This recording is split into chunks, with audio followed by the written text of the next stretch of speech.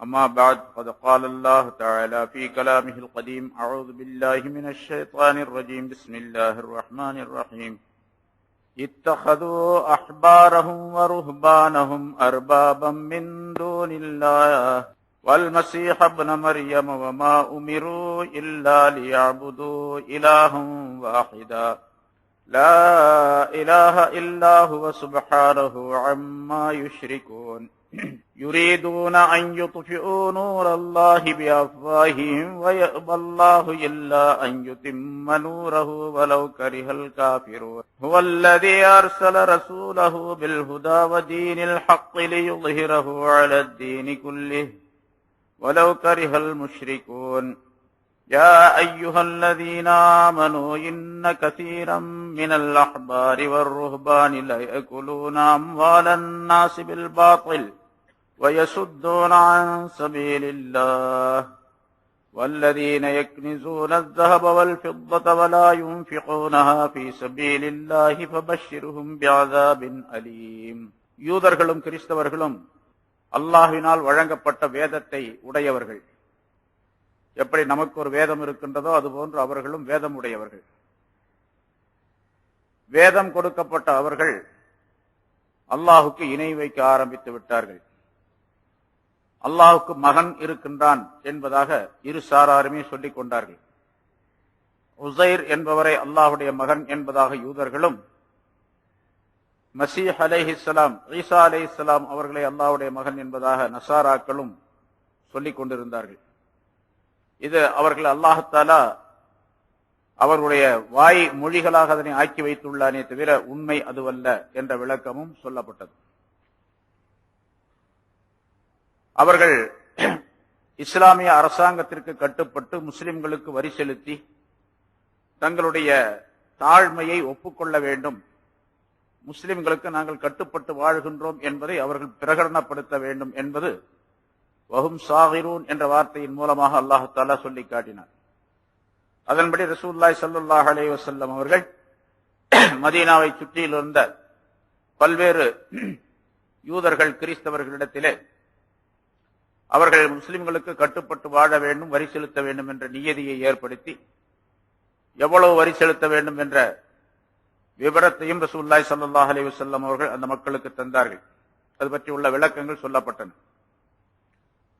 பொதுவாக வேதம் கொடுக்கப்பட்டும் அந்த வேதத்தின்படி அவர்கள் நடக்காததின் காரணமாக அவர்கள் மிக இழிவுக்குரியவர்களாக ஆக்கப்பட்டுள்ளார்கள் என்பதை அல்லாஹ் தஆலா குர்ஆனின் மூலமாக பல இடங்களிலே தெரியப்படுத்துகின்றான்.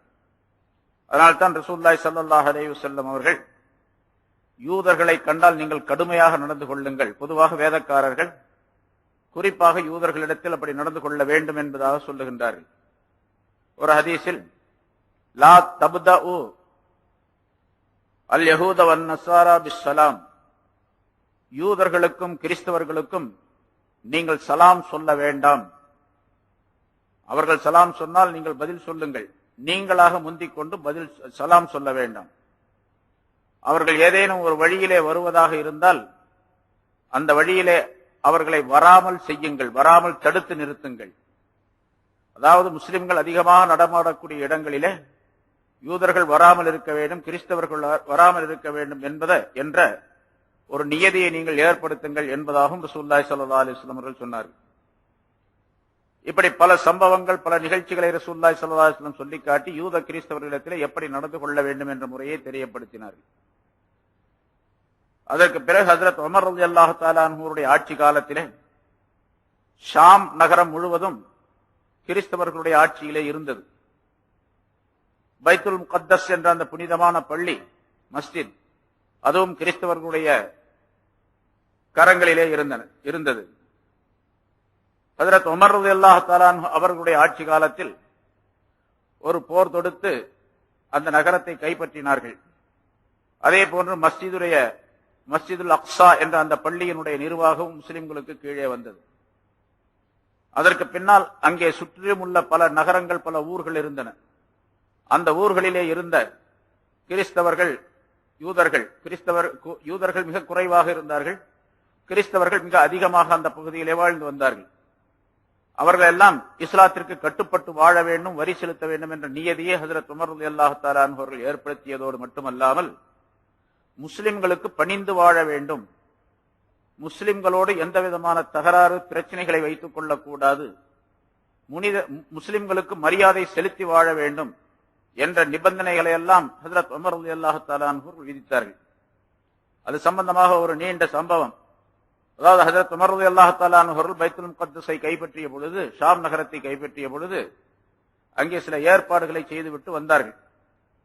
கிறிஸ்தவர்கள் அங்கு வாழக்கூடிய, சுற்றிலும் வாழக்கூடிய அந்த கிறிஸ்தவர்கள் முஸ்லிம்களுக்கு எப்படி கட்டுப்பட்டு வாழ வேண்டும் என்ற சில விளக்கங்களை அங்கிருந்தவர்களிடத்திலே சொல்லி வந்தார்கள். அதன்படி அவர்கள் தங்களுடைய வாக்குமூலத்தை, கிறிஸ்தவர்கள் தங்களுடைய வாக்குமூலத்தை கடிதத்தின் மூலமாக தமக்கு தெரியப்படுத்த வேண்டும் என்பதாகவும் சொல்லி வந்தார்கள். அந்த பொறுப்பு ஒப்படைக்கப்பட்டவர்களிலே ஒருவர் அப்துல் ரஹ்மான் இப்னு கனம் என்று ஒரு சஹாபி. அவரிடத்தில் அந்த பொறுப்பை ஒப்படைத்து வந்தார்கள்.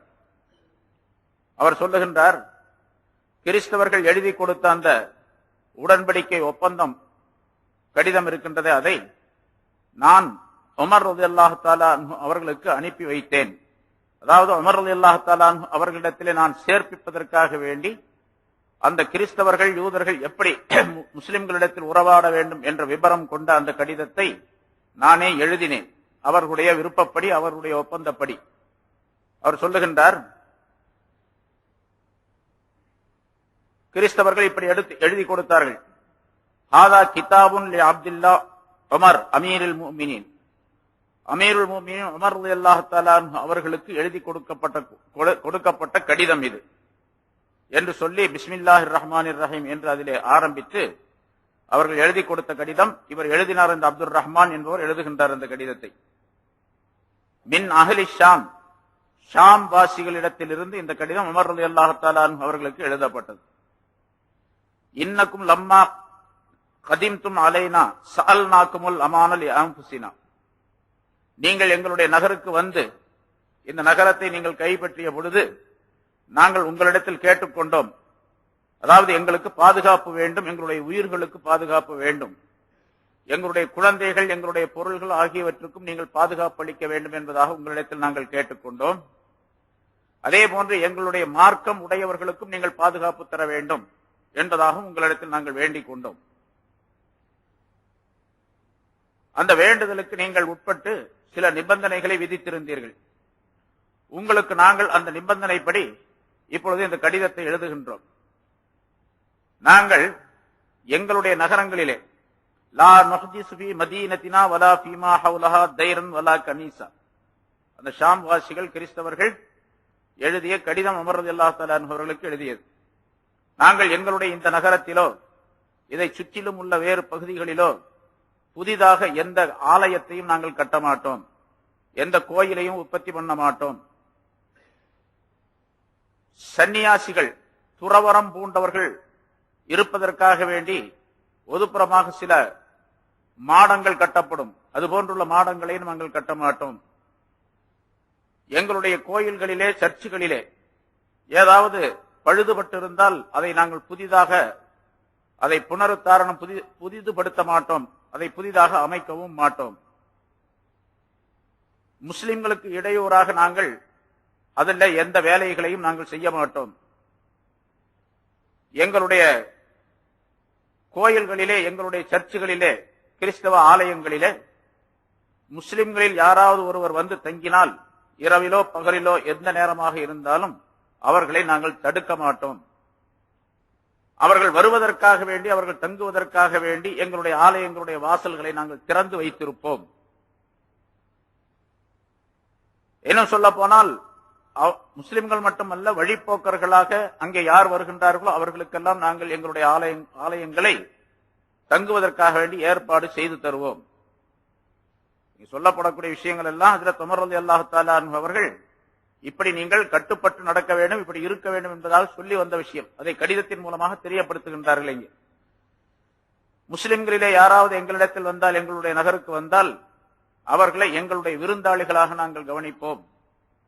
3 நாள்களுக்கு அவர்களுக்கு தேவையான உணவுகளை நாங்கள் வழங்குவோம். எங்களுடைய ஆலயங்களிலேயோ அல்லது எங்களுடைய வீடுகளிலேயோ நாங்கள் எந்த விதமான உளவாளிகளையும் வைத்துக் கொள்ள மாட்டோம். முஸ்லிம்கள் எப்படி நடந்து கொள்ளுகின்றார்கள், முஸ்லிம்களை கண்காணிக்க வேண்டும் என்பதற்காக வேண்டி எந்த உளவாளிகளையும் நாங்கள் வைத்துக் கொள்ள மாட்டோம். முஸ்லிம்களுக்காக வேண்டி எங்களுடைய உள்ளங்களிலே எந்த விதமான ஒரு தீமையையும் நாங்கள் நினைக்க மாட்டோம். எங்களுடைய குழந்தைகளுக்கு உங்களுடைய வேதமாகிய குர்ஆனை நாங்கள் கற்றுத்தர மாட்டோம். என்னென்று சொன்னால், குர்ஆனை கற்றுத் தருவது என்பது இஸ்லாத்திற்கு பின்னால். நாங்கள் எங்களுடைய மதுஹபிலேயே இருந்து கொண்டு, எங்களுடைய மார்க்கத்திலே இருந்து கொண்டு குர்ஆனை நாங்கள் கற்றுத்தர மாட்டோம். அதாவது அவர்கள், குறிப்பாக யூதர்கள், மிகப்பெரிய சூழ்ச்சியாளர்கள், தங்களுடைய குழந்தைகளுக்கு குர்ஆனை கற்றுத் தருவதாக சொல்லி குர்ஆனிலே எந்த கருத்து சொல்லப்பட்டு இருக்கின்றோ அதுக்கு மாற்றமாக அவர்கள் சொல்லிக் கொடுப்பார்கள். இப்பொழுது கிறிஸ்தவர்கள் செய்யக்கூடிய வேலையும் அதுதான். உலகம் முழுவதும் செய்து கொண்டிருக்கின்றார்கள். சில நேரங்களிலே நீங்கள் பார்க்கலாம், குர்ஆனுடைய அந்த ஆயத்துக்களை போட்டு குர்ஆனிலே எங்களுடைய மசீஹை பற்றி, இயேசுவை பற்றி சொல்லப்பட்டு இருக்கின்றது, குர்ஆனிலேயே இயேசுவை பற்றி சொல்லப்பட்டு அவர் அல்லாஹ்வுடைய குமாரன் என்பதாக சொல்லப்பட்டு இருக்கின்றது, ஆகவே அவரைத்தான் வணங்க வேண்டும், அவரை கர்த்தராக ஏற்றுக்கொள்ள வேண்டும் என்றெல்லாம் பிரச்சாரம் செய்யக்கூடிய துண்டு பிரசுரங்களை நீங்கள் பார்க்கலாம். இங்க நிறைய நம்ம பகுதியில் நிறைய கொடுத்துட்டு இருப்பாங்க, அடிக்கடி நமக்கு வர்றது உண்டு. இது அந்த காலத்துல இன்னும் அதிகமாக இருந்தது. அதனால குர்ஆனை நீங்கள் கற்றுக் கொடுத்து, குர்ஆனுக்கு தவறாக அர்த்தங்களை சொல்லிக் கொடுத்து உங்களுடைய குழந்தைகளை கெடுத்து விடக்கூடாது என்ற நிபந்தனையும் விதித்திருந்தார்கள். அதை அவர்கள் எழுதுகின்றார்கள். எங்களுடைய குழந்தைகளுக்கு குர்ஆனை நாங்கள் கற்றுத்தரவும் மாட்டோம். நாங்கள் வெளிப்படையாக ஷிர்கான காரியங்கள் எதையும் வெளிப்படுத்த மாட்டோம். நாங்கள் எங்களுடைய உறவினர்கள் யாரையும், உறவினர்கள் நெருங்கிய பந்துக்கள் யாராவது இஸ்லாத்திற்கு வர விரும்பினால் அவர்கள் இஸ்லாத்திற்கு வருவதற்கு நாங்கள் தடையாக இருக்க மாட்டோம். அவர்கள் இஸ்லாத்திற்கு வருவதை நாங்கள் பெருமையாக கருதுவோம். யாராவது முஸ்லிம்களிலே முஸ்லிமான மனிதர்கள், உங்களை சார்ந்தவர்கள் எங்களிடத்திலே வந்தால், நாங்கள் இருக்கக்கூடிய இடத்திற்கு அவர்கள் வரும் பொழுது அவர்களுக்கு மரியாதை தருவதற்காக நாங்கள் எழுந்து நிற்போம். அவர்களை அந்த இடத்திலே, எந்த இடத்திலே உட்கார செய்ய வேண்டுமோ அந்த இடத்திலே அவர்களை உட்கார செய்வோம். முஸ்லிம்கள் எந்த உடை அணிகின்றார்களோ அந்த உடையை நாங்கள் அணிய மாட்டோம். இதெல்லாம் அவர்கள் விதித்திருந்த நிபந்தனை. முஸ்லிம்கள் எந்த உடை அணிகின்றார்களோ அந்த உடையை அணிய மாட்டோம். அதாவது தொப்பி அணிவது, தலப்பாகை அணிவது, செருப்பு அணிவது, முடி சீவும் பொழுது முடியிலே வாங்கு எடுக்கக்கூடிய முறை, இதுவெல்லாம் நாங்கள் முஸ்லிம்கள் செய்வதை போன்று நாங்கள் செய்ய மாட்டோம் என்றும் அந்த கடிதத்தில் தெரியப்படுத்தி இருந்தார்கள். அதே போல முஸ்லிம்கள் எப்படி பேசுகின்றார்களோ அந்த பேச்சுக்களையும் நாங்கள் பேச மாட்டோம். முஸ்லிம்கள் தங்களுக்கு மத்தியிலே சிறப்பு பெயர்களை கொண்டு அழைக்கப்படுவார்கள், அந்த மாதிரி பெயர்களையும் நாங்கள் வைத்துக் கொள்ள மாட்டோம். நாங்கள் எங்களுடைய வாகனங்களிலே ஏறி பெருமைப்பட நாங்கள் ஊர்வலம் வரமாட்டோம். வாள்களை எங்களுடைய கழுத்துகளிலே நாங்கள் தொங்க விட்டுக் கொண்டிருக்க மாட்டோம். பொதுவாக அந்த காலத்தில் அரபு நாட்டில் பழக்கம், எல்லாருமே வாள் வைத்திருப்பார்கள், ஈட்டி அம்பு போன்றவற்றை வைத்திருப்பார்கள். இப்பொழுது நாங்கள் எங்களுடைய வாள்களை எங்களுடைய உரைகளிலே வைத்திருப்போம், அதை கழுத்துகளிலே தொங்க விட்டுக் கொண்டிருக்க மாட்டோம். வேறு ஆயுதங்களையும் நாங்கள் எங்களுடன் எடுத்து வர மாட்டோம்.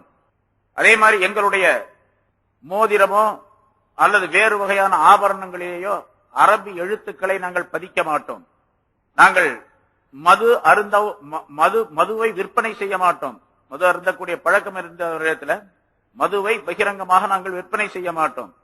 நாங்கள் பூநூல் அணிய மாட்டோம். ஐயர்கள் போட்டுக் கொள்வார்கள் பூநூல் கழுத்துல மேல, அது மாதிரி அவர்களும் பூநூல் போடக்கூடிய பழக்கம் இருந்தது. அந்த பூநூலை நாங்கள் அணிய மாட்டோம். எங்களுடைய எடுப்புகளிலோ அல்லது வேறு இடங்களிலோ அந்த பூநூலை நாங்கள் கட்ட மாட்டோம். எங்களுடைய கோயில்களிலே, எங்களுடைய ஆலயங்களிலே சிலுவைகளை நாங்கள் தொங்கவிட மாட்டோம், பகிரங்கமாக தொங்கவிட மாட்டோம். முஸ்லிம்கள் இருக்கக்கூடிய பகுதிகளிலே எங்களுடைய சிலுவைகளையோ அல்லது எங்களிலே யாராவது இறந்து விட்டால் அந்த சமாதியிலே வைக்கப்படக்கூடிய அந்த பலகை இருக்கின்றதே, பெயர் பலகை, அதையும் நாங்கள் முஸ்லிம்களுக்கு தெரியுமாறு பகிரங்கமாக நாங்கள் ஏற்படுத்த மாட்டோம், வைக்க மாட்டோம். அதே போன்று எங்களுடைய கோயில்களிலே, எங்களுடைய ஆலயங்களிலே மக்கள் வந்து கூடுவதற்காக வேண்டி அவர்கள் செய்யக்கூடிய பழக்கம் அந்த குழல் ஊதுவது என்பது. மணி அடிக்கிறாங்க, இப்போ நம்ம பாங்கு சொல்றோம், மஜூசிகள் நெருப்பை எரித்து தெரியப்படுத்துவார்கள். சில ஊர்ல இப்ப நம்ம பார்க்கிற நகரா அடிக்கிறாங்க. அது மாதிரி அவர்களுடைய கோயில்களிலே, ஆலயங்களிலே நாக்கூஸ் என்று சொல்லப்படக்கூடிய அந்த குழல் ஊதக்கூடிய பழக்கம் இருந்தது. குழலிலே ஊதுவார்கள், அது ஊர் முழுவதும் சத்தம் கேட்கும், எல்லோரும் நேரமாகிவிட்டது என்பதாக சொல்லி அங்கே தொழுகைக்காக வேண்டி வருவார்கள், அவர்கள் செய்யக்கூடிய வணக்க வழிபாட்டுக்காக வேண்டி வருவார்கள். அந்த மாதிரி பகிரங்கமாக நாங்கள் அந்த குழல் ஊத மாட்டோம். வேண்டுமானால் நாங்கள் மிக மெதுவாக எங்களுக்குள்ளே கேட்கக்கூடிய அளவுக்கு நாங்கள் அதனை செய்து கொள்வோம். நாங்கள் எங்களுடைய ஆலயங்களிலே செய்யக்கூடிய பிரார்த்தனைகளை சப்தமிட்டு பகிரங்கமாக வேகமாக சப்தமிட்டு செய்ய மாட்டோம். அதே மாதிரி முஸ்லிம்களுக்கு மத்தியிலும் முஸ்லிம்களுக்கு முன்னிலையிலும் எங்களுடைய பிரார்த்தனைகளை நாங்கள் சப்தமிட்டு செய்ய மாட்டோம். எங்களிலே இறந்து விட்டவர்களை கொண்டு செல்லும் பொழுது, ஜனாசா கொண்டு செல்லும் பொழுது அவர்கள் சில பாட்டுகளை பாடிக்கொண்டு வருவார்கள். அந்த மாதிரி பாட்டுகளை சப்தமிட்டு நாங்கள் பாடவும் மாட்டோம் இறந்து விட்டவர்களை நாங்கள் கொண்டு செல்லும் பொழுது. அதே போல இறந்து விட்டவர்களோடு நெருப்பை நாங்கள் கொண்டு செல்லவும் மாட்டோம். அந்த காலத்தில் அது பழக்கம் இருந்தது. ஜனாசா கொண்டு செல்லப்படும் பொழுது, பிரேதம் கொண்டு செல்லப்படும் பொழுது ஒரு சட்டியில ஒரு பாத்திரத்தில் நெருப்பை போட்டு அந்த நெருப்பு எரிஞ்சுக்கிட்டு நெருப்பை முன்னால கொண்டு போவாங்க.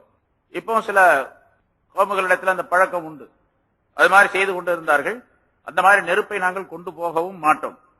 அதாவது இதெல்லாம் சொல்லக்கூடிய கருத்து என்ன கேட்டா, ஹஜ்ரத் உமர் ரலியல்லாஹு தஆலா அன்ஹு அவர்கள் இந்த மாதிரி விஷயங்கள் பூரா முஸ்லிம்களிலே யாராவது பார்த்து நாமும் இப்படி செய்யலாம் போல் தெரிகின்றது, நமக்கும் இது நன்றாக இருக்கும், நாமும் இந்த அடையாளத்தை கடைபிடிக்கலாம் என்று நினைத்து விடக் கூடாது. ஏனென்றால் அப்பொழுதுதான் இஸ்லாம் புதிதாக ஆரம்பமான காலகட்டம் அது. இந்த மாதிரி விஷயங்கள் எல்லாம் மற்றவர்கள் செய்வதை பார்க்கும் பொழுது முஸ்லிம்களுக்கும் அது மாதிரி ஒரு எண்ணம் ஏற்படக்கூடும் என்ற காரணத்தினால் அந்த எண்ணத்தை தவிர்க்க வேண்டும் என்பதற்காக வேண்டி ஹஜ்ரத் உமர் ரலியல்லாஹு தஆலா அன்ஹு அவர்கள் இந்த கட்டளைகளை எல்லாம் அவர்களுக்கு சொல்லி காட்டினார்கள். அவர்கள் எழுதுகின்றார்கள். அதை அப்துல் ரஹ்மான் என்பவர் குறிப்பிடுகின்றார்.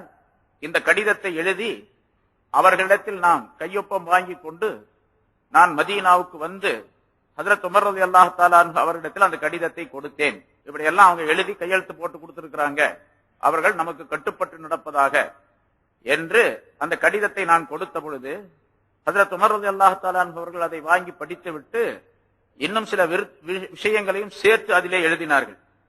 நாங்கள் முஸ்லிம்களில் யாரையும் அடிக்க மாட்டோம், முஸ்லிம்களில் யாரையும் நாங்கள் அடிக்க மாட்டோம், துன்புறுத்த மாட்டோம். எங்களுக்கு என்ன நிபந்தனையிடப்பட்டதோ அந்த நிபந்தனைப்படி கண்டிப்பாக நாங்கள் நடந்து கொள்ளுவோம். எங்களுக்கு ஒப்படைக்கப்பட்ட அமானிதம் எதுவோ அந்த அமானிதத்தை பாதுகாப்போம்.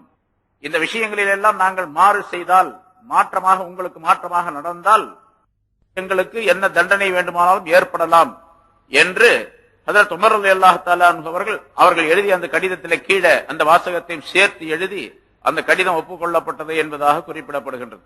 இங்கே அல்லாஹ் தஆலா சொன்னான் இந்த இடத்துல, வஹும் ஸாகிரூன், அவர்கள் மிக இழிவானவர்களாக இருக்கும் நிலைமையில் அந்த ஜிஸ்யா என்று சொல்லப்படக்கூடிய வரியை அவர்களிடத்திலிருந்து எடுக்க வேண்டும் என்று அல்லாஹ் தஆலா கட்டளையிட்டார். யுஅத்துல் ஜிஸ்யத அன் யதின் வஹும் ஸாகிரூன், அவர்கள் உடனடியாக வரி செலுத்த வேண்டும், அவர்கள் இழிவுபடுத்தப்பட்டவர்களாக இருக்கும் நிலைமையில் என்பதாக அல்லாஹ் தஆலா குறிப்பிட்டார். இழிவானவர்களாக இருக்கும் நிலைமையில் என்பதாக. அந்த இழிவு என்பது எந்த வகையிலெல்லாம் அவர்களுக்கு ஏற்படுத்தப்பட்டது என்பதற்கு இந்த கடிதம் ஒரு சான்றாக இருந்து கொண்டிருக்கின்றது. இன்னொன்றையும் நாம் இங்கே கவனிக்க வேண்டும். இஸ்லாம் வளர்ந்தோங்கிய அந்த காலகட்டத்தில், ஆரம்ப காலகட்டத்திலேயே ஹஜ்ரத் உமர் ரலியல்லாஹு தஆலா அன்ஹு அவர்கள் இந்த யூத கிறிஸ்தவர்கள் மீது, வேதக்காரர்கள் மீது எவ்வளவு கடுமையாக நடவடிக்கை எடுத்திருக்கின்றார்கள் என்பதை நாம் இங்கே சிந்திக்கும் பொழுது இப்பொழுது உலகத்தில் முஸ்லிம்கள் எப்படி வாழ்ந்து கொண்டிருக்கின்றார்கள் என்பதையும் நாம் கவனிக்க வேண்டும். எவ்வளவு பெரிய நிபந்தனைகளை போட்டிருக்காங்க பாருங்க. இவ்வளவு பெரிய நிபந்தனைகளோடு முஸ்லிம்களுக்கு கட்டுப்பட்டு அவர்கள் வாழ்ந்து கொண்டிருந்தார்கள். இஸ்லாம் முஸ்லிம்கள் எதை சொல்லுகின்றார்களோ அதை கேட்டு வாழ்ந்து கொண்டிருந்தார்கள். முஸ்லிம்கள் ஒரு வழியாக போனால் அந்த வழியிலே இருக்கக்கூடிய அந்த வேதக்காரர்கள், குயிதர்கள், கிறிஸ்தவர்கள் கீழே உட்கார்ந்து இருக்க கூட கூடாது, எந்திரிச்சு நின்று அவர்களுக்கு மரியாதை செலுத்த வேண்டும் என்ற நிபந்தனையும் இதிலே இருக்கின்றது. என்று சொன்னால் முஸ்லிம்கள் எவ்வளவு பெரிய கௌரவத்தோடு வாழ்ந்து இருக்கின்றார்கள் என்பதை கவனிக்க வேண்டும் நாம் இங்கே. சரி, இந்த கௌரவம் எப்படி கிடைத்தது அவர்களுக்கு? இந்த மதிப்பும் மரியாதையும் அல்லாஹ் தஆலா எப்படி அவர்களுக்கு வழங்கினான்? மற்றவர்கள் மிகப்பெரிய தொகை உள்ளவர்களாக இருக்கின்றார்கள், பெரும் வசதி உள்ளவர்களாகவும் இருக்கின்றார்கள், ஆற்றல் உள்ளவர்களாகவும் இருக்கின்றார்கள். இருந்தாலும் கூட முஸ்லிம்களுக்கு கட்டுப்பட்டு வாழக்கூடிய சூழ்நிலையை அல்லாஹ் தஆலா ஏற்படுத்தி விட்டான். அது அவர்கள் ரசூலுல்லாஹி ஸல்லல்லாஹு அலைஹி வஸல்லம் அவர்கள் எந்த வழியை காண்பித்தார்களோ அந்த வழியிலே தங்களை ஆக்கிக் கொண்டதின் காரணமாக என்பதை நாம் உணர வேண்டும். பெரும்பாலும் அடிக்கடி சொல்லப்படக்கூடிய விஷயம், ரசூலுல்லாஹி ஸல்லல்லாஹு அலைஹி வஸல்லம் அவர்கள் எந்த வழிமுறையிலே வாழ வேண்டும் என்பதாக நமக்கு கட்டளையிட்டு இருக்கின்றார்களோ அந்த வழிமுறைகள், நடை, உடை, பாவனைகள் அத்தனையிலும் நாம் கடைபிடிக்கக்கூடிய நேரத்திலே மாற்றார்கள் நம்மை பார்த்து மதிக்கக்கூடிய சூழ்நிலையை அல்லாஹ் தஆலா ஏற்படுத்துவான். அவர்கள் நமக்கு என்னென்ன கோரிக்கைகளை எல்லாம் நாம் கேட்க நினைக்கின்றோமோ அதை அவர்களாகவே தரக்கூடிய சூழ்நிலையை அல்லாஹ் தஆலா ஏற்படுத்தி விடுவார். இன்னைக்கு என்ன பண்றோம்? மிக சாதாரணமாக ஒரு அரசியல் விஷயத்திலே ஏதாவது ஒரு சாதாரணமா இருக்கக்கூடிய ஒரு விஷயம், இடஒதுக்கீடு அப்படின்னு வச்சுங்க. என்ன தந்துட போறாங்க? பெரிய பதவியும் பட்டம் தந்துட போறாங்களா? ஒரு 5% கூட கொடுக்க முடியாத ஒரு சூழ்நிலையில அதற்காக வேண்டி போராடி கொண்டு அந்த 5% பெறுவதற்காக வேண்டி அவருடைய காலடியிலே போய் கிடக்கக்கூடிய சூழ்நிலை என்று நாம் நாட்டிலே பார்த்துக் கொண்டிருக்கின்றோம். அதற்காக வேண்டி அவர்களுக்கு பரிந்துரை செய்வது, பேசுவது, அப்படி செய்வது, இப்படி செய்வது என்றெல்லாம் பலவிதமான சூழ்நிலைகளை இன்றைய காலகட்டத்தில் நாம் பார்த்துக் கொண்டிருக்கின்றோம். காரணம், மற்றவர்களுக்கு இந்த கடிதம் எதை தெரிவிக்கின்றதோ அதற்கு நேர்மாறாக மற்றவர்களுக்கு அடிமையை போட்டு வாழக்கூடிய சூழ்நிலையை அல்லாஹ் ஏற்படுத்தி விட்டான். இப்பொழுது அவங்க வந்தா இவங்க எந்திரிச்சு நிக்கிற, நம்ம எந்திரிச்சு நிக்கிற மாதிரி உள்ள சூழ்நிலை, அதுவும் ஒரு பெண்ணுக்கு அடிமையாக இருக்கக்கூடிய சூழ்நிலை அல்லாஹ் ஏற்படுத்தி விட்டான் என்பது மிகப்பெரிய கேவலமான ஒரு விஷயம்.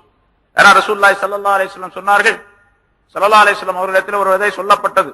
சில சஹாபாக்கள் வெளிநாட்டுக்கு சென்று வந்தவர்கள் சொன்னார்கள், இன்ன ஊருக்கு நாங்கள் சென்றிருந்தோம், அங்கே ஒரு பெண் ஆட்சி செய்கின்றாள், ஒரு பெண் அரசியாக இருக்கின்றாள், ஆட்சி செய்கின்றாள் என்பதாக சொல்லப்பட்ட பொழுது ரசூலுல்லாஹி ஸல்லல்லாஹு அலைஹி வஸல்லம் சொன்ன செய்தி உங்களுக்கு சொல்லப்பட்டு இருக்கின்றது, லன் யுஃப்லிஹ கௌமுன் வல்லவ் அம்ரஹும் இம்ரஅத்தன்.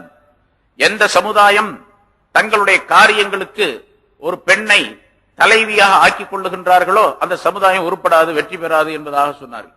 அப்படிப்பட்ட ஒரு சூழ்நிலையில ஒரு பெண்ணுக்கு அடிமையாக இருக்கக்கூடிய சூழ்நிலை, அவ எதை சொன்னா அதெல்லாம் கேட்கக்கூடிய சூழ்நிலை. மற்றவர்கள் அதாவது நினைத்தே அல்லாஹ்தால போன முன்னால ஆயத்தில் சொல்ல, இன்னமல் முஷ்ரிக்கூன் நஜஸ், முஷ்ரிக்குகள் அசுத்தமானவர்கள், நஜீஸானவர்கள் என்று அல்லாஹ்தால சொல்லுகின்றான்.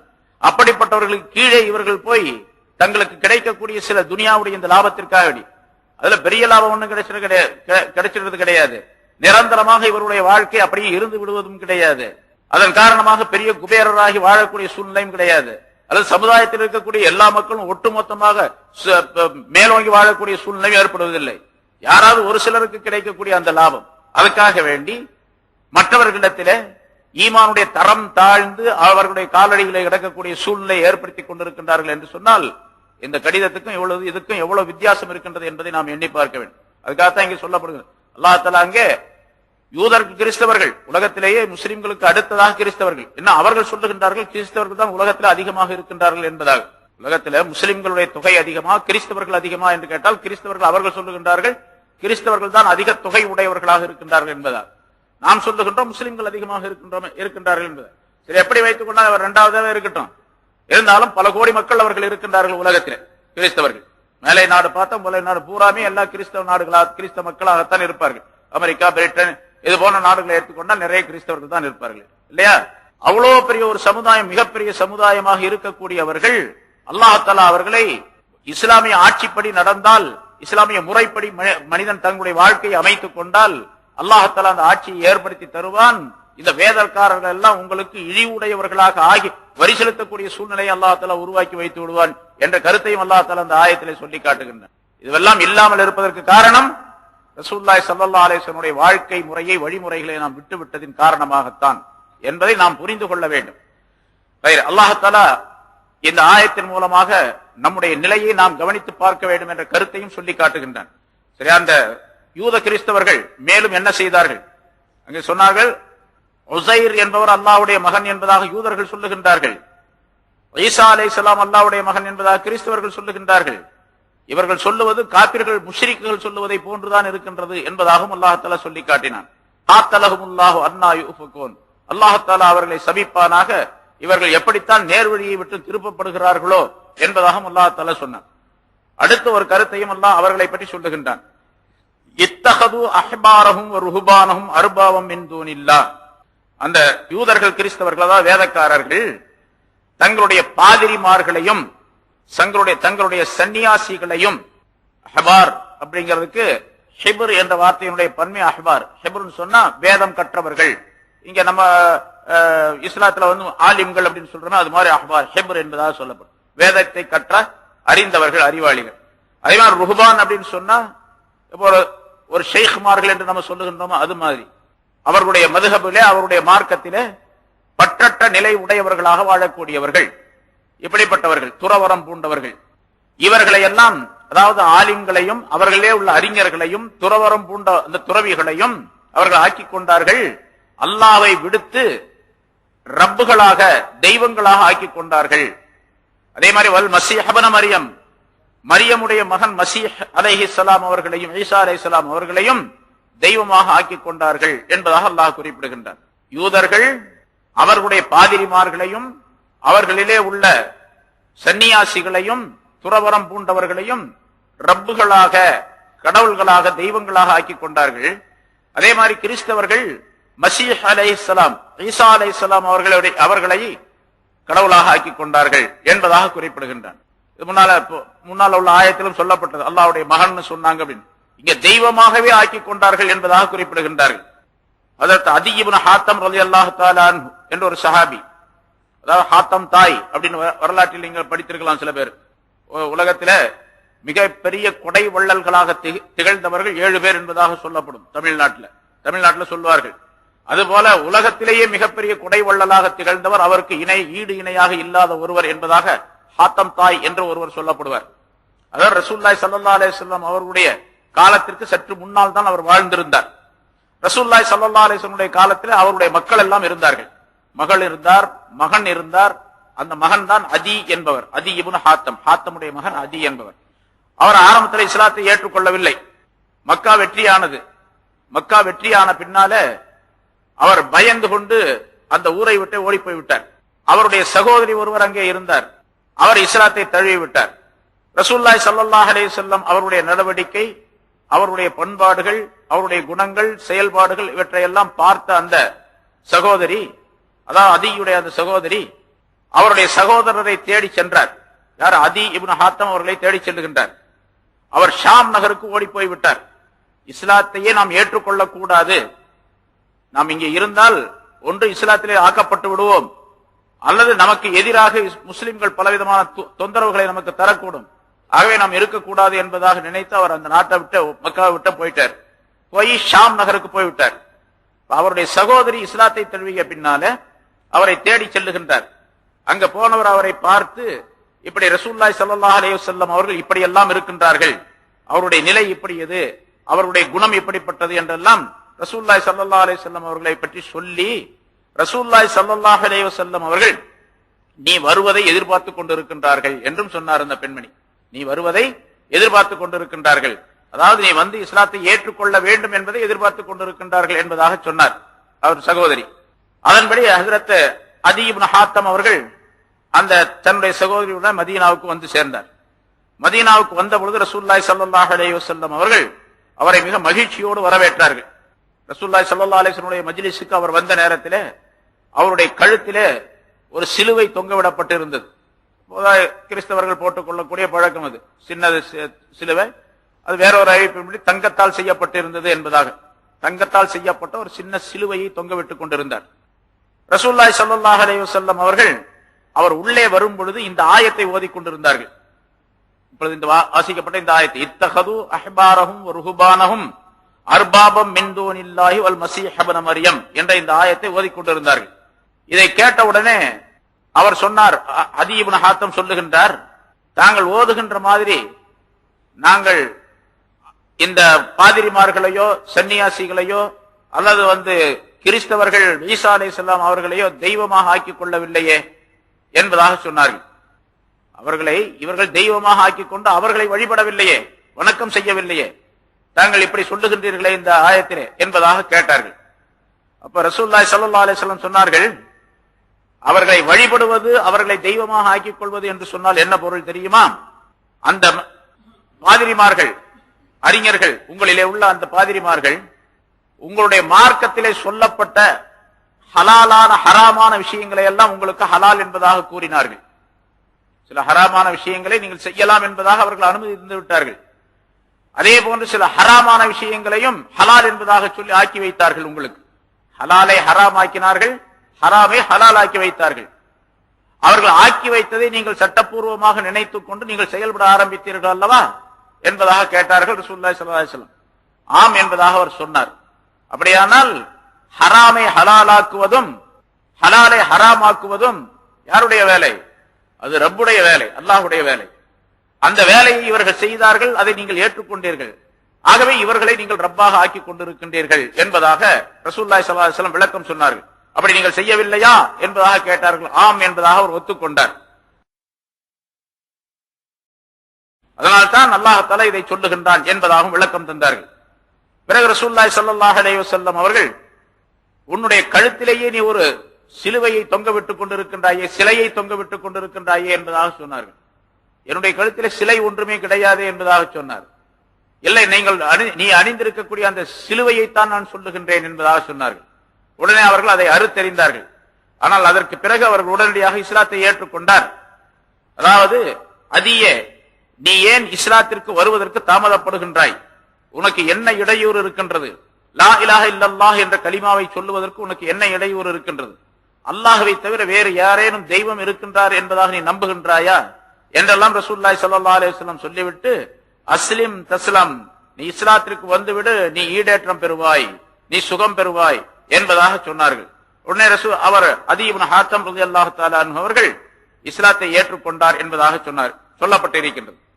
ரசூலுல்லாஹி ஸல்லல்லாஹு அலைஹி வஸல்லம் அவர்கள் அவர் இஸ்லாத்தை ஏற்றுக்கொண்ட உடனே அவர் சொல்லுகின்றார், நபி அவருடைய முகத்தை நான் பார்த்தேன், மிக பிரகாசமாக இருந்தது. அவர்கள் மிகப்பெரிய மகிழ்ச்சிக்குரியவர்களாக இருந்தார்கள். சொன்னார்கள், இன்னல் யஹூத மக்தூபன் அலைஹிம் வன் நஸாரா ضالூன் என்பதாக சொன்னார்கள் என்றும் அறிவிக்கின்றார்கள். இந்த நிகழ்ச்சிக்கு பிறகு, அதாவது நான் இஸ்லாத்தை ஏற்றுக்கொண்ட பிறகு, யூதர்கள் இருக்கின்றார்கள், அவர்கள்தான் அல்லாஹ் தஆலா யாரின் மீது கோபம் அடைந்திருக்கின்றான் என்று குர்ஆனிலே சொல்லுகின்றானோ, சிராத்தல் லதீன அன்அம்த அலைஹிம் கைரில் மக்தூபி அலைஹிம் என்பதாக, மக்தூப் அலைஹிம் அவர்கள் மீது அல்லாஹ் தஆலாவுடைய கோபம் உடையவர்கள் என்று அல்லாஹ் சொல்லுகின்றானே, அவர்கள் யூதர்கள் தான். வலம் வால்லீன் என்று சொல்லுகின்றானே, வழிகட்டவர்கள், வழி தவறியவர்கள் என்பதாக, அவர்கள் கிறிஸ்தவர்கள் தான் என்றும் ரசூலுல்லாஹி ஸல்லல்லாஹு அலைஹி வஸல்லம் என்னிடம் சொன்னார்கள் என்பதாக அறிவிக்கின்றார்கள். இவர் ஆரம்பத்தில் நீ இஸ்லாத்தை ஏற்றுக்கொள் என்பதாக சொன்ன பொழுது இப்படியும் சொன்னார். அதி ரலியல்லாஹு தஆலா அன்ஹு இப்படி சொல்லுகின்றார், நான் ஒரு மார்க்கத்திலே இருக்கின்றேனே, நீங்க புதிதாக கொண்டு வந்த இந்த மார்க்கத்தை ஏற்றுக்கொள்ள சொல்லுகின்றீர்கள், ஆனால் நான் ஒரு மார்க்கத்தில் இருக்கத்தானே செய்கின்றேன் என்பதாக சொன்னார்கள். ரசூலுல்லாஹி ஸல்லல்லாஹு அலைஹி வஸல்லம் சொன்னார்கள், நீ இருக்கக்கூடிய அந்த மார்க்கத்தை உன்னை விட நான் நன்றாக தெரிந்திருக்கின்றேன் என்பதாக சொன்னார்கள். நீ இருக்கக்கூடிய அந்த மார்க்கத்தை, கிறிஸ்தவ மார்க்கத்தை உன்னை விட நான் அதிகமாக நன்றாக தெரிந்திருக்கின்றேன் என்பதாக அவர் சொன்னார். ஆச்சரியப்பட்டு அதி இப்னு ஹாத்தம் கேட்கின்றார்கள், என்னை விட நீங்கள் ரொம்ப தெரிந்திருக்கின்றீர்களா என்னுடைய மார்க்கத்தை பற்றி? ஆம், நன்றாக தெரிந்திருக்கின்றேன். நீ ரகூசியா என்ற ஒரு இனத்தை சேர்ந்தவர் அல்லவா என்பதாக கேட்டார்கள் ரசூலுல்லாஹி ஸல்லல்லாஹு அலைஹி வஸல்லம். ரகூசியா என்ற ஒரு இனத்தை சேர்ந்த ஒரு கூட்டத்தை சேர்ந்தவர் அல்லவா? ஆம் என்பதாக நான் பதில் சொன்னேன். அந்த ரகூசியா என்ற கூட்டத்தாருடைய பழக்கம் என்னவென்று சொன்னால், அவருடைய வழக்கம் எப்படி இருந்தது என்று சொன்னால், மக்களிடத்திலிருந்து வரியாக வசூல் செய்யப்படக்கூடிய பணம், அவர்கள் ஒரு சமுதாய தலைவருடைய கூட்டமாக இருந்தார்கள். மக்களிடம் பணத்தை வசூல் செய்து அதை பொதுவாக மக்களுக்கு விநியோகம் செய்வார்கள், ஏழை எளியவர்கள் கொடுப்பார்கள், தான தர்மங்கள் எல்லாம் செய்வார்கள்.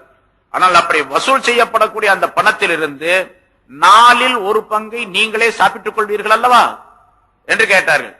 மக்களிடத்திலிருந்து வசூல் செய்யக்கூடிய அந்த பணத்தை, வரியை 4ல் 1 பங்கு நீங்களே சாப்பிட்டுருவீங்க இல்லையா அப்படின்னு கேட்டாங்க. ஆம் யா ரசூலல்லாஹ் அப்படின்னு நான் சொன்னேன். இது உங்கள் மார்க்கத்திலே ஆகுமாக்கப்பட்டதல்லவே, ஹலால் அல்லவே என்பதாகவும் நபி அவர்கள் கேட்டார்கள். ஆம், எங்களுடைய மார்க்கத்திலே இது ஹராம், நாங்கள் ஆகுமாக்கப்படவில்லை என்பதாக நான் சொன்னேன்.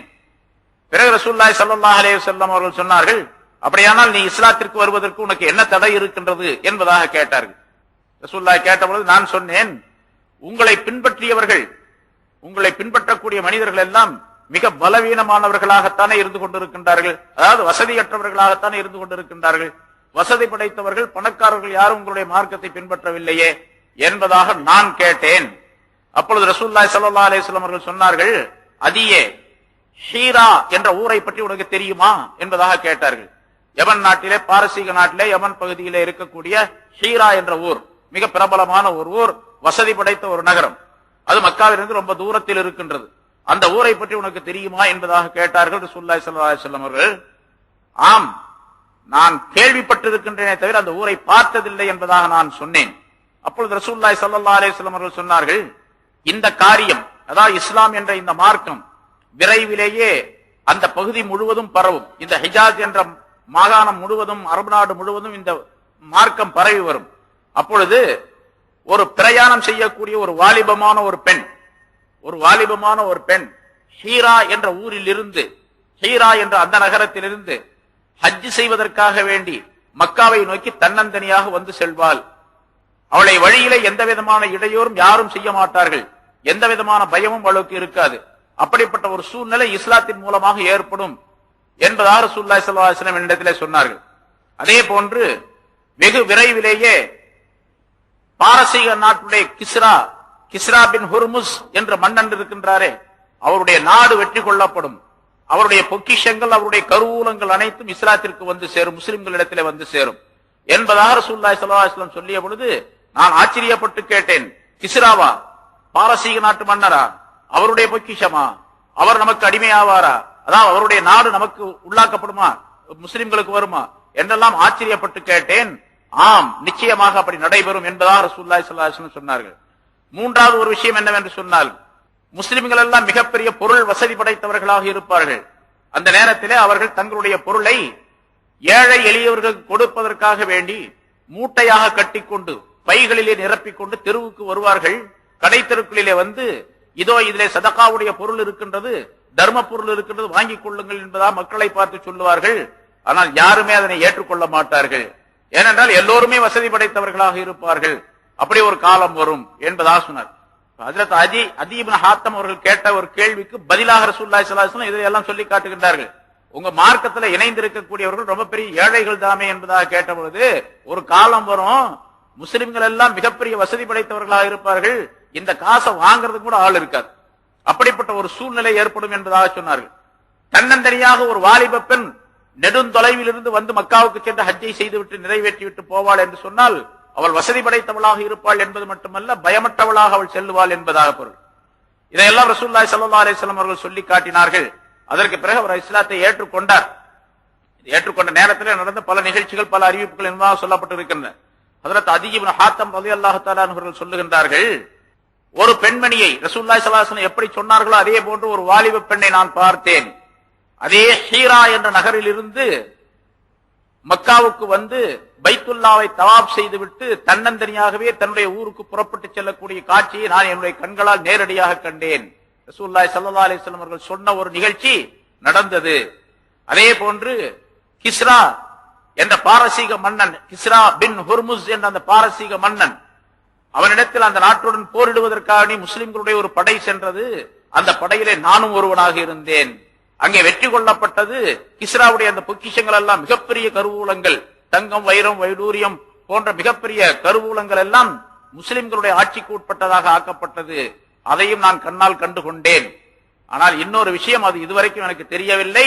ஆனால் ரசூலுல்லாஹி ஸல்லல்லாஹு அலைஹி வஸல்லம் அவர்கள் சொல்லி இருக்கின்ற காரணத்தினால் நிச்சயமாக நடந்தே தீரும் என்பதாக நான் சொல்லுகின்றேன் என்பதாக அதி இப்னு ஹாத்தம் சொல்லுகின்றார். அதுதான், ஒரு மனிதன் பையை எடுத்துக்கொண்டு, பணப்பையை எடுத்துக்கொண்டு வெளியே செல்லுவான், அதை வாங்குவதற்கு ஆளே இருக்காது என்பதாக சொன்னார்களே, அந்த விஷயம் இதுவரைக்கும் நான் காணவில்லை. ஆனால் நிச்சயமாக நடக்கும் என்று அவர்கள் சொல்லி முடிக்கின்றார்கள். அது நிச்சயமாக நடக்கும் என்பதற்கு இரண்டு கருத்துக்கள் சொல்லப்பட்டிருக்கின்றன. ஒன்று, அந்த காலத்திலே அது நடைபெற்றிருக்கலாம், அல்லது கியாமத்தினால் வரக்கூடிய நேரத்தில், நபி ஈசா அலைஹிஸ்ஸலாம் அவர்கள் இந்த உலகத்தில் வரக்கூடிய நேரத்திலே கடைசியாக இந்த உலகம் முழுவதும் இஸ்லாத்தை ஏற்றுக்கொண்டு வாழக்கூடிய சூழ்நிலை ஏற்படும். உலகம் முழுவதுமே முஸ்லிம்களாக இருப்பார்கள். அந்த நேரத்திலே முஸ்லிம்கள் மிகப்பெரிய வசதி படைத்தவர்களாக இருப்பார்கள். ஒரு மனிதன் தன்னுடைய பையிலே பணத்தை நிரப்பிக்கொண்டு வெளியே சென்று, இது ஜகாத்துடைய பொருள், இது சதகாவுடைய பொருள், இதை யாராவது வாங்கிக் கொள்பவர்கள் உண்டா என்று சொன்னால், அங்கே இருக்கக்கூடிய எல்லா மனிதர்களும் சொல்லுவார்கள், நான் தேவைப்பட்ட நேரத்திலே கேட்டேன், கொடுக்கவே இல்லை, இப்பொழுது எனக்கு தேவையே இல்லை, நீயே வைத்துக்கொள் என்பதாக சொல்லிவிட்டு ஒவ்வொருவரும் சென்று விடுவார்கள் என்பதாகவும் ரசூலுல்லாஹி ஸல்லல்லாஹு அலைஹி வஸல்லம் சொல்லுகின்றார்கள். அந்த காலத்தை குறித்துத்தான் ரசூலுல்லாஹி ஸல்லல்லாஹு அலைஹி வஸல்லம் இப்படி சொல்லுகின்றார்கள் என்பதாகவும் விளக்கம் தரப்பட்டிருக்கின்றது. ரசூலுல்லாஹி ஸல்லல்லாஹு அலைஹி வஸல்லம் அவர்கள் சொன்ன ரெண்டு விஷயங்களை நான் கண்ணால் கண்டு கொண்டேன், நேரடியாக தெரிந்து கொண்டேன். இன்னொன்று கண்டிப்பாக வரும் என்பதாக அவர் சொல்லுகின்றார். ஆக இங்கே அதி இப்னு ஹாத்தம் ரலியல்லாஹு தஆலா அவர்களை பற்றி, அவர்களுடைய விஷயத்திலே இந்த ஆயத்தை ஓதிக்கொண்டிருந்த நேரத்தில் அவர்கள் வந்தார்கள், இஸ்லாத்தை ஏற்றுக்கொண்டார்கள். இந்த விஷயம் அவர்களுக்கு தெரியப்படுத்தினார்கள் ரசூலுல்லாஹி ஸல்லல்லாஹு அலைஹி வஸல்லம் என்ற விவரம் இந்த ஆயத்தின் மூலமாக குறிப்பிடப்படுகின்றது. இத்தஹது அஹ்பாரஹும் ருஹ்பானஹும் அர்பாபும் மின் தூனில்லாஹ், அவர்களுடைய பாதிரிமார்களையும் சன்னியாசிகளையும் அல்லாஹ்வை விட்டுவிட்டு தெய்வங்களாக அவர்கள் ஆக்கிக் கொள்வார்கள். அதே மாதிரி மரியமுடைய மகன் மசீஹ் அலைஹிஸ்ஸலாம் அவர்களையும் தெய்வமாக ஆக்கிக் கொள்வார்கள். ஆனால் இவர்களை இப்படி ஆக்கிக் கொண்ட விஷயம் மிகப்பெரிய கடுமையான குற்றத்திற்குரியது. வமா உமிரு இல்லா லியஅபுது இலாஹன் வாஹிதன், இவர்கள் இந்த வேதக்காரர்கள், யூத கிறிஸ்தவர்கள், ஒரே ஒரு தெய்வத்தை தவிர வேறு யாரையும் வணங்குமாறு இவர்களுக்கு கட்டளையிடப்படவில்லை. உமா உமிரு, இவர்கள் கட்டளையிடப்படவில்லை. இல்லால் யாபுது அவர்கள் வணங்க வேண்டியே தவிர இலாஹன் வாஹிதா ஒரே தெய்வத்தை ஒரே அல்லாஹுவை மட்டுமே வணங்க வேண்டும் என்றுதான் இவர்கள் கட்டளையிடப்பட்டு இருந்தார்களே தவிர வேறு பல தெய்வங்களை வணங்க வேண்டும் என்று இவர்கள் கட்டளையிடப்படவில்லை. லா இலாஹ இல்லாஹு அல்லாஹ் தஆலா தன்னை பற்றி சொல்லுகின்றான், வணக்கத்திற்குரியவன் அவனை தவிர வேறு யாரும் கிடையாது. சுப்ஹானஹு அவன் மகா தூயவன். இவர்கள் எதையெல்லாம் இணை வைத்து சொல்லுகின்றார்களோ, அல்லாஹுக்கு கற்பனையாக விஷயங்களை சொல்லுகின்றார்களோ, அவை அனைத்தை விட்டும் அல்லாஹ் தஆலா மகா பரிசுத்தமானவன். சுப்ஹானஹு அம்மா யுஷ்ரிகூன் இவர்கள் இணை வைக்கக்கூடிய அனைத்தை விட்டும் அல்லாஹ் தஆலா மிகப்பெரிய பரிசுத்தமானவன் என்பதாக தன்னை பற்றி அல்லாஹ் தஆலா சொல்லி, பரிசுத்தமான அந்த ஒருவனையே வணங்க வேண்டும் என்பதை நீங்கள் நினைவில் நிறுத்த வேண்டும் என்பதையும் குறிப்பிடுகின்றார். சரி, இந்த யூதர்கள் கிறிஸ்தவர்கள் இப்படியெல்லாம் தங்களுடைய மார்க்கத்தை மிக பெரியதாக நினைத்துக் கொண்டு அல்லாஹுக்கு இணை வைத்து வணங்குவதன் மூலமாக அல்லாஹுடைய இந்த மார்க்கத்தை, இஸ்லாம் என்ற இந்த மார்க்கத்தை அழித்து விட வேண்டும் என்று நினைக்கின்றார்கள். முடியுமா? முடியாது என்பதை அல்லாஹ் தெளிவுபடுத்துகின்றான். யுரீதூன அன் யுத்ஃபிஉ நூரல்லாஹ் அல்லாஹுடைய நூரை, அல்லாஹுடைய ஒளியை வாயால் ஊதி அணைத்து விட வேண்டும் என்று இவர்கள் விரும்புகின்றார்கள், நினைக்கின்றார்கள். அல்லாஹுடைய ஒளியை வாயால் ஊதி அணைத்து விடலாம் என்று நினைக்கின்றார்கள். அல்லாஹுடைய நூர் அப்படிங்கிறது நூர் அல்லாஹ், அல்லாஹுடைய நூர் ஒளி என்பது இஸ்லாம் அல்லது குர்ஆன் அல்லது ரசூலுல்லாஹி ஸல்லல்லாஹு அலைஹி வஸல்லம் அவர்கள் கொண்டு வந்த சட்ட திட்டங்கள் அல்லது ரசூலுல்லாஹி ஸல்லல்லாஹு அலைஹி வஸல்லம் வழிமுறைகள் அல்லது இஸ்லாம் என்பது அல்லது எல்லாம் சேர்ந்ததுதான் அல்லாஹ்வுடைய நூர். குர்ஆனுக்கும் சொல்லலாம், இஸ்லாத்துக்கும் சொல்லலாம், ரசூலுல்லாஹுக்கும் சொல்லலாம், ரசூலுல்லாஹி ஸல்லல்லாஹு அலைஹி வஸல்லம் கொண்டு வந்த வழிமுறை அது சுன்னத்தான் நடைமுறைகள் அதற்கும் சொல்லலாம். எல்லாத்துக்கும் சேர்த்து நூர் அல்லாஹ்வுடைய நூர் ஒளி என்பதாக சொல்லலாம். ஆக இந்த இஸ்லாத்தை தங்களுடைய வாயால் ஊதி அணைத்து விடலாம் என்று இவர்கள் விரும்புகின்றார்கள், நினைக்கின்றார்கள். தங்களுடைய வாயின் மூலமாக ஊதி அணைத்து விடலாம் என்று விரும்புகின்றார்கள். அல்லாஹ் தன்னுடைய நூரை நிரப்பமாக்கியே தவிர வேறு வகையிலே அவன் விட்டுவிட மாட்டான். அல்லாஹ் பொருந்திக் கொள்ள மாட்டான், அல்லாஹ் விரும்ப மாட்டான். இல்லா அன்யுத்திம்ம நூரஹு தன்னுடைய நூரை பூர்த்தி ஆக்குவதை தவிர வேற எதையும் அல்லாஹ் தஆலா பொருந்திக் கொள்ள மாட்டான்.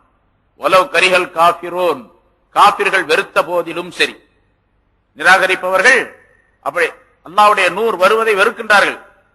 அப்படி இருந்தாலும் சரி அல்லாஹ் தஆலா இதை நிரப்பமாக்கியே தீருவார். அது காலங்காலமாக ரசூலுல்லாஹி ஸல்லல்லாஹு அலைஹி வஸல்லம் காலத்தில் மட்டுமல்ல, ஒவ்வொரு காலத்திலும் இந்த நிலை நடந்து கொண்டே இருக்கும் என்பதை அல்லாஹ் தஆலா குறிப்பிடுகின்றான். இன்னைக்கு நம்ம பார்க்கிறோம், இஸ்லாத்தை அழித்து விட வேண்டும், முஸ்லிம்களை இல்லாமலாக்கி விட வேண்டும் என்பதற்காக எத்தனையோ முயற்சிகள் செய்யப்படுகின்றன மற்றவர்களால். அதான் வாயால ஊதி அணைக்கிறது அப்படின்னு அர்த்தம். அப்படி முயற்சிக்கின்றார்கள். ஆனால் முடியுமா என்று கேட்டால் முடியாது. எல்லா முஸ்லிம்களையும் ஒட்டுமொத்தமாக அழித்து விட வேண்டும், அதே போன்று குர்ஆனை இல்லாமலாக்கி விட வேண்டும் என்பதற்காக எத்தனையோ முயற்சிகள் செய்யப்படுகின்றன. ஆனா எந்த முயற்சியும் பலிக்காது, எந்த முயற்சியும் வெற்றி பெறாது. ஏன்னா அல்லாஹ் தஆலா பொறுப்பெடுத்துக் கொண்டிருக்கின்றான். இந்த தீனை காப்பாற்றுவேன் என்பதாகவும் இஸ்லாம் காப்பாற்றப்படும் என்பதாகவும் அல்லாஹ் தஆலா அதை பொருந்திக் கொள்வதில்லை. இஸ்லாம் அழிக்கப்படுவதை, அல்லாஹ்வுடைய நூர் இல்லாமல் ஆக்கப்படுவதை அல்லாஹ் தஆலா விரும்புவது கிடையாது. அதை அல்லாஹ் சொல்லுகின்றான், வயபல்லாஹு இல்லா யுத்திம்ம நூரஹு வலவ் கரிஹல் காஃபிர். இந்த காபிர்கள் வெறுத்த போதிலும் சரி, காபிர்கள் வெறுக்கிறாங்க இஸ்லாம் இருக்கிறத, இஸ்லாம் என்று சொல்லிக் கொள்ளப்படுவதை, முஸ்லிம்கள் உலகத்தில் இருப்பதை காபிர்கள் வெறுக்கின்றார்கள். அவர்கள் வெறுத்தாலும் சரி அல்லாஹ் தன்னுடைய நூரை நிரப்பமாக்கியே தவிர வேறு வகையிலே அல்லாஹ் அதனை பொருந்திக் கொள்வதில்லை, நாடுவதில்லை என்பதாக குறிப்பிடுகின்றான். ஹுவல்லதி அர்ஸல ரசூலஹு பில் ஹுதா அவன்தான் தன்னுடைய தூதரை நேர்வழியை கொண்டும் சத்திய மார்க்கத்தை கொண்டும் அனுப்பினான். நேர்வழி அப்படிங்கிறது குர்ஆன். எப்படி அனுப்பி வைத்தான்? ரெண்டு விஷயங்களை கொண்டு அனுப்பி வைத்ததாக அல்லாஹ் இங்கே சொல்லுகின்றான். பில் ஹுதா நேர்வழியை கொண்டு அனுப்பி வைத்தான். அந்த நேர்வழி அப்படிங்கிறது குர்ஆன் அல்லது ரசூலுல்லாஹி ஸல்லல்லாஹு அலைஹி வஸல்லம் சொன்ன செய்திகள் அனைத்தும் எல்லாம் சேர்ந்துதான் நேர்வழி அப்படின்னு சொல்றது. அதே மாதிரி தீனில் ஹக் சத்தியமான மார்க்கம், அதான் இஸ்லாம். அப்ப குர்ஆனை கொண்டும் பில் ஹுதா அப்படிங்கிறது குர்ஆன் வச்சுக்கிட்டா தீனில் ஹக்ங்கிறது அல்லாஹ் சொன்ன இஸ்லாம்.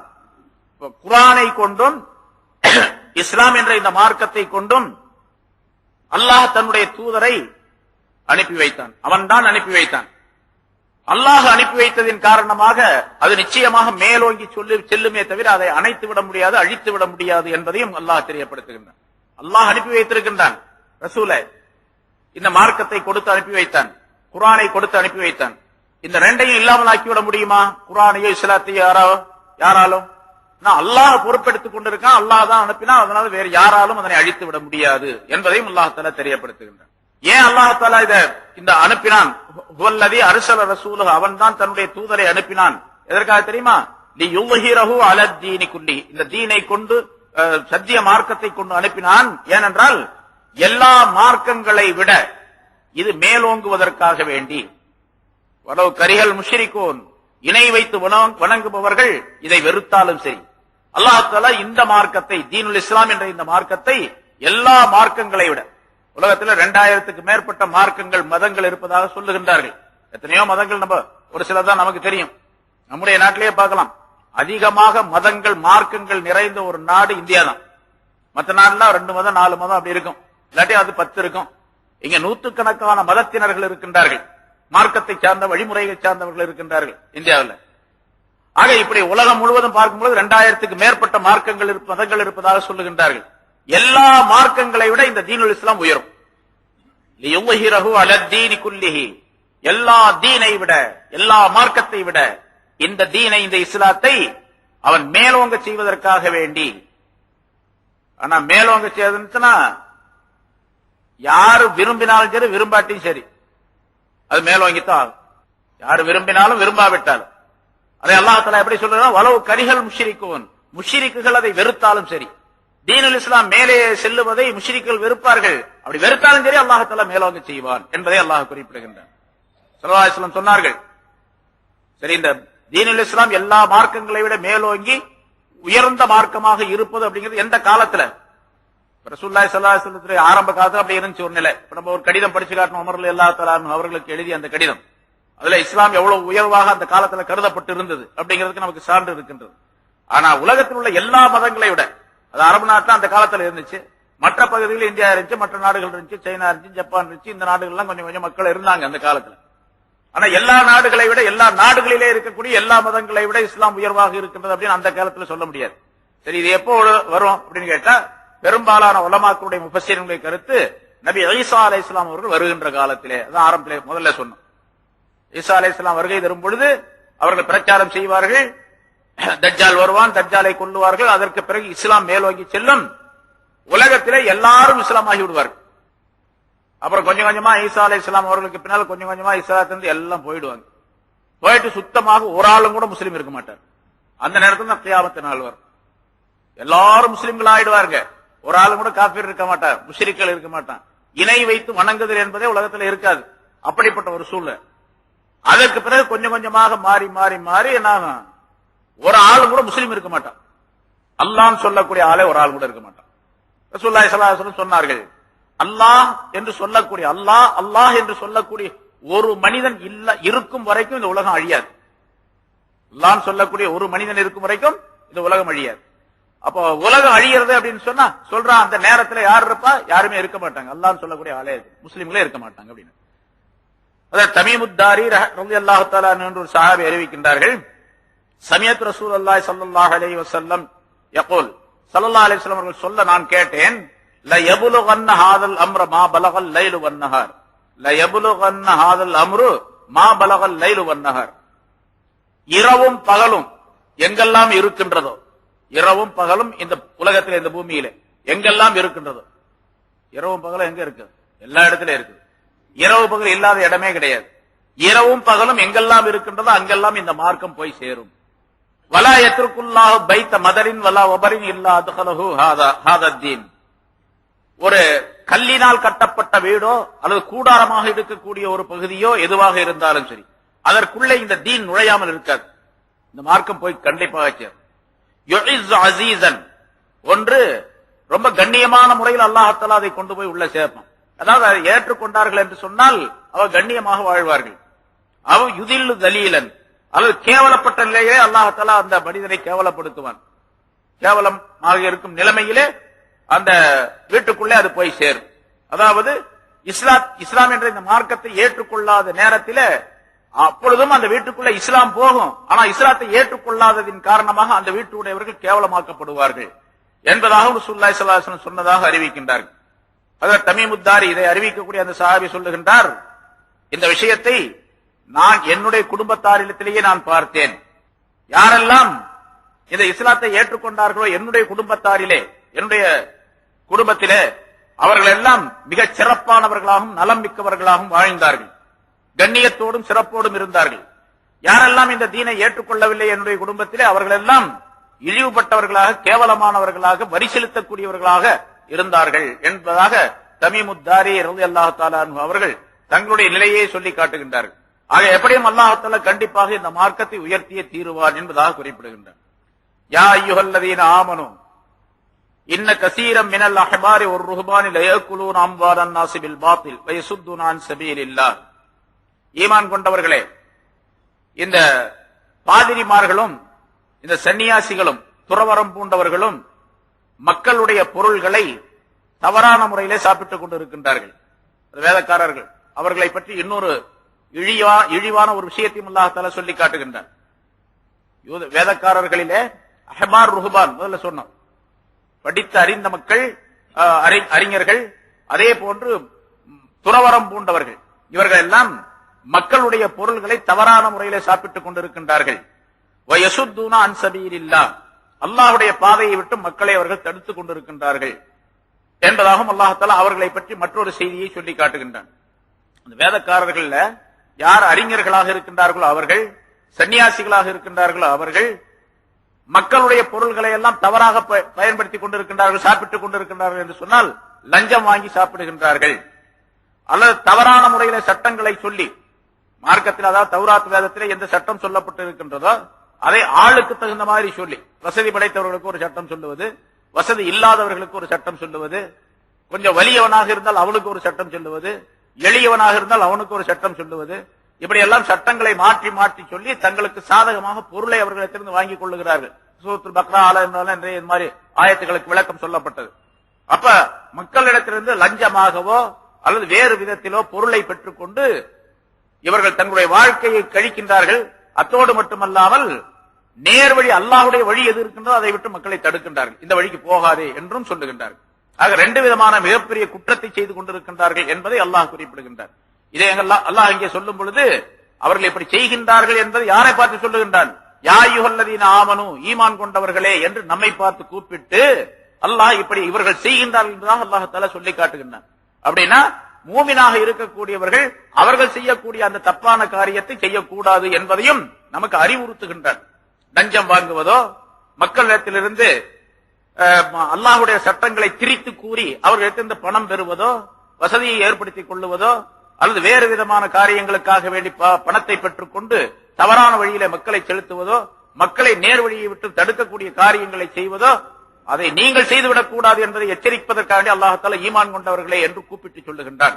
ஆக மூமினானவர்கள் இதில் ரொம்ப ஜாக்கிரதையாக இருக்க வேண்டும். லஞ்சம் வாங்குவதோ, லஞ்ச பொருள்களை சாப்பிடுவதோ, மக்களிடத்திலிருந்து ஏமாற்றி பொருள் பெற்று அந்த பொருளை சாப்பிடுவது. இன்னைக்கு நம்ம நிறைய பார்க்கிற மாதிரி அரசியல்ல ஏதாவது ஒரு லாபம், ஏதாவது ஒரு விஷயம் அது நான் செய்யறேன் அப்படின்னு சொல்லி அவர்களிடத்திலிருந்து பணம் பெறுவது, அதற்காக வேண்டி கூலி பெறுவது, அல்லது வேறு ஏதாவது முஸ்லிம்களிடத்திலிருந்து இந்த விஷயத்தை நான் உங்களுக்கு சாதகமாக ஆக்கி தருகின்றேன் என்பதாக சொல்லி பணம் பெற்றுக் கொள்வது, இதுவெல்லாம். அதே போன்று திருமண நேரத்தில் இந்த டௌரி, வரதட்சணை வாங்குவது, ஒரு மனிதனுடைய விருப்பம் இல்லாமல் உன்னுடைய பொருளை சாப்பிடுவது ஹராம் இல்லையா? ஒரு மனிதனுடைய பொருளை நான் சாப்பிடுறேன், ஆனா அவருக்கு விருப்பமே கிடையாது நான் சாப்பிடுறது என்று இருந்தால் அது ஹராம் ஆச்சே. அல்லாஹ் தஆலா குர்ஆனிலே சொல்லி காட்டுகின்றான் பல விஷயங்களை. யா அய்யுஹல்லதீன ஆமனூ லா தஅகுலு அம்வாலக்கும் பைனக்கும் பில் பாத்தில், உங்களுக்கு மத்தியிலே தவறான முறையிலே பொருளை சாப்பிடாதீர்கள். ரசூலுல்லாஹி ஸல்லல்லாஹு அலைஹி வஸல்லம் சொன்னார்கள், லா யஹில்லு மாலு முர்இன் இல்லா பிதீபி நஃப்ஸின் மின்ஹு, ஒரு மனிதனுடைய பொருள் இன்னொரு மனிதனுக்கு ஹலால் ஆகாது அவனுடைய மனம் பொருந்திக் கொண்டே தவிர, மன விருப்பத்துடனே தவிர, அவருடைய விருப்பத்துடன் அவருடைய பொருளை இவர் சாப்பிடலாமே தவிர விருப்பம் இல்லாம அவருடைய பொருளை சாப்பிடக்கூடாது. டௌரி வாங்குறாங்க, வரதட்சணை வாங்குறாங்க, அவர் ரொம்ப விருப்பப்பட்டா கொடுக்கிறாரு, நிர்பந்தத்தின் காரணமாக அந்த பொருளை கொடுக்க வேண்டிய சூழ்நிலை ஏற்பட்டு விடுகின்றது. என்ன காசு கொடுக்கல அப்படின்னு சொன்னா நம்ம பொண்ணு கரையேறாதுங்க, நமக்கு மாப்பிள்ளை கிடைக்காதுங்க அப்படின்னு சொல்லி கொடுக்கறாங்க. அப்ப மனம் கஷ்டப்பட்டு மனம் வெம்பி போய் சபித்து கொண்டே அந்த பணத்தை கொடுக்கின்றார். கடனை வாங்கி அதை வாங்கி இதை வாங்கி, சில பேர் கடன் இல்லாமல் இருப்பாங்க, பல பேர் கடன் வாங்கித்தான் கொடுக்கறாங்க லஞ்சத்தை வரதட்சணை கொடுக்கும் போது. அப்படி அந்த வரதட்சணையுடைய அந்த பொருள் இவருக்கு ஹலால் அல்ல என்பதையும் ரசூலுல்லாஹி ஸல்லல்லாஹு அலைஹி வஸல்லம் தெரியப்படுத்துகின்றார்கள். இதே மாதிரி ஒரு மனிதனை நிர்பந்தப்படுத்தி இன்னைக்கு நிறைய பாக்குறோம். அது நம்ம சாதாரணமா சொல்றோம் மாமூல் அப்படின்னு சொல்றோம். மாமூலா போச்சது.